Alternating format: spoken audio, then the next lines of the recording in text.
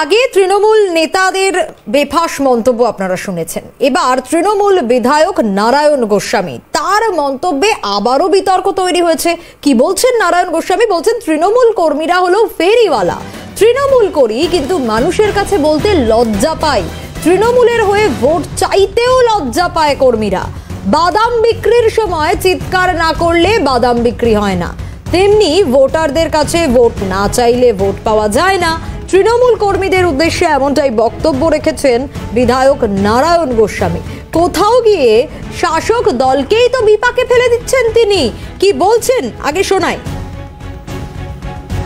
তৃণমূলের কর্মী মানে ফেরিওয়ালা, আমি তৃণমূল করি, মিটিং আসি, কিন্তু পাড়ার লোককে গিয়ে বলতে লজ্জা পাচ্ছি তৃণমূলে ভোট দিন, তৃণমূলে ভোট দিন, তৃণমূলে ভোট দিন।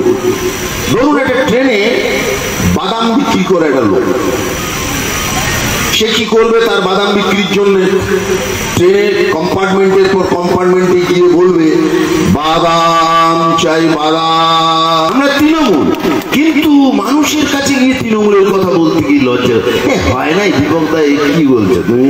হয় আমি বাড়ি বাড়ি গিয়ে তৃণমূলের, আমি তো তৃণমূলে ভোট দিই।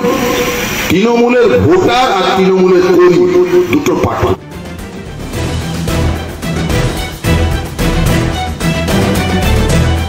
ইতিমধ্যে বিজেপি বিধায়ক অশোক কীর্তনিয়া রয়েছেন আমাদের সঙ্গে টেলিফোনে। আপনাকে স্বাগত জানাবো সিএনএ। তৃণমূলের হয়ে ভোট চাইতেও লজ্জা পায় কর্মীরা, তৃণমূল বিধায়কের এই বক্তব্য কিভাবে দেখছেন?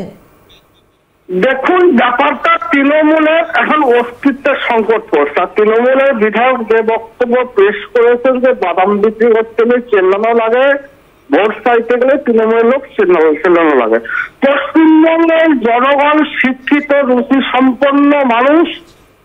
পশ্চিমবঙ্গের জনগণের কাছে ভোট চাইতে গেলে চিল্লানোর দরকার নেই। কারণ হচ্ছে পশ্চিমবঙ্গের মানুষ 2024-এ ভোট দেবে মোদির উন্নয়নকে দেখে, মোদির বিকাশকে দেখে।